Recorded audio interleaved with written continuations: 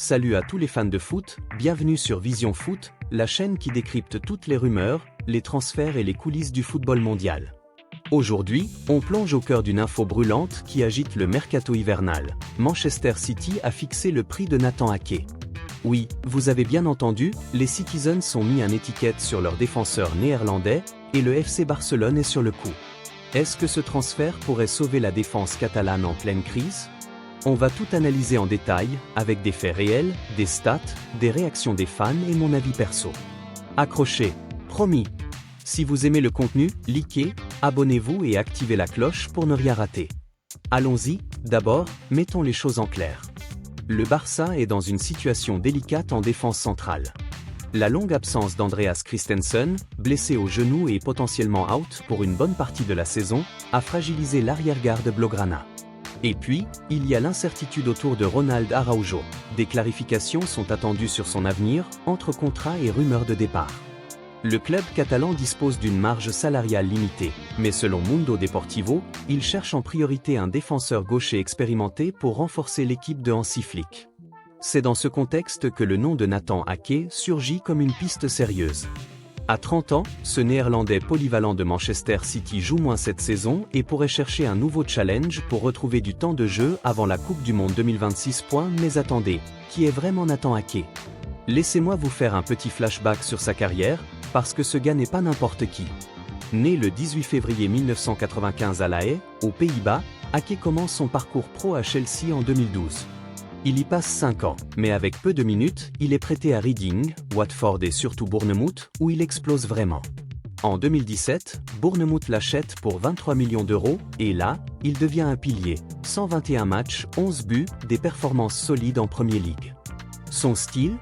Un défenseur central gaucher, fort dans les duels aériens, il mesure un m80. Excellent relanceur de balles, et capable de jouer latéral gauche ou même milieu défensif. En 2020, Pep Guardiola le repère et Manchester City débourse 45 millions d'euros pour le signer. Depuis, Ake a tout gagné, 3 Premier League, une Ligue des Champions en 2023, des coupes, etc.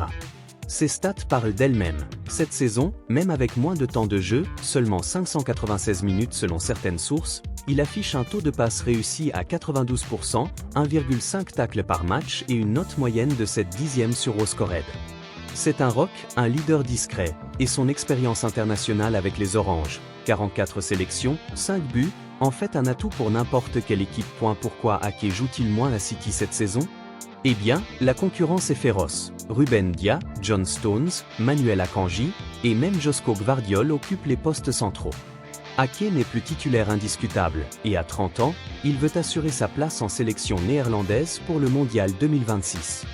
D'après des rapports, il est ouvert à un départ pour retrouver de la continuité. Et c'est là que le Barça entre en scène. Selon des sources fiables comme Sport et Mundo Deportivo, les Blaugrana voient en lui le profil idéal, gaucher, expérimenté, polyvalent, il peut dépanner au poste d'arrière gauche, en concurrence avec Alejandro Balde, et capable d'apporter de la fluidité à la relance, comme l'aime Flick. Imaginez-le aux côtés d'Inigo Martinez ou de Jules Koundé, ça pourrait redonner de la solidité à une défense qui a concédé trop de buts ces derniers mois. Maintenant, parlons du cœur du sujet, le prix fixé par Manchester City. Les Citizens, qui privilégient un transfert définitif plutôt qu'un prêt, ont évalué Ake autour de 20 à 25 millions d'euros.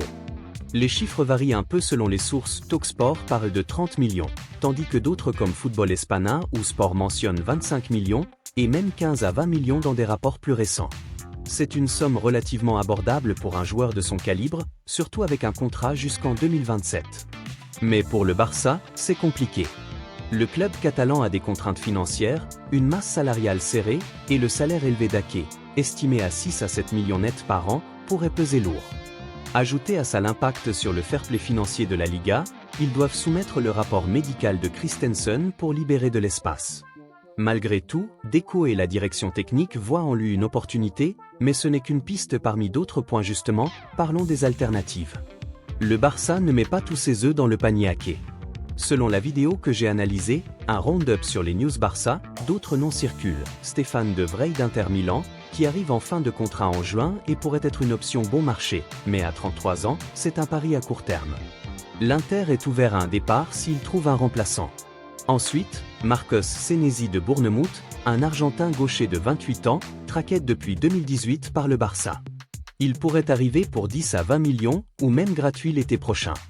D'autres mentions sur X incluent Nico Schlotterbeck de Dortmund ou Axel Disasi.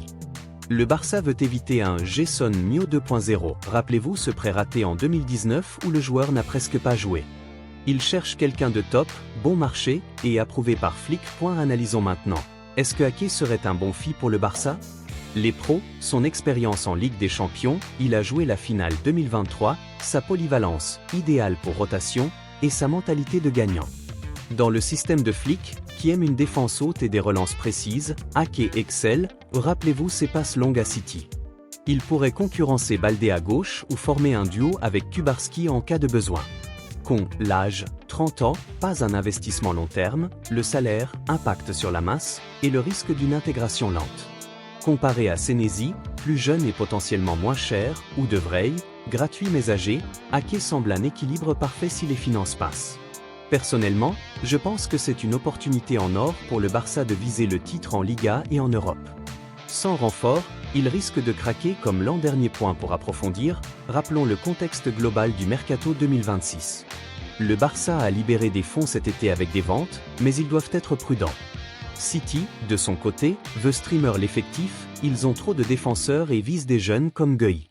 Ake pourrait être la pièce manquante pour Hansi Flick, qui a déjà transformé l'équipe avec son pressing intense. Imaginez une ligne défensive Ake Martinez Koundé Araujo, imprenable. Mais attention, rien n'est fait, des négociations sont en cours, et le Barça pourrait opter pour un prêt avec option d'achat pour minimiser les risques. En résumé, Manchester City a fixé le prix de Nathan Ake autour de 20 à 25 millions, et le Barça étudie sérieusement cette piste pour pallier ses soucis défensifs. C'est une opération complexe, mais excitante. Restez connectés pour les updates, le Mercato janvier 2026 s'annonce fou. Merci d'avoir regardé, likez si vous avez aimé, partagez avec vos potes fans de foot et abonnez-vous pour plus de contenu comme ça. À bientôt pour la prochaine vidéo.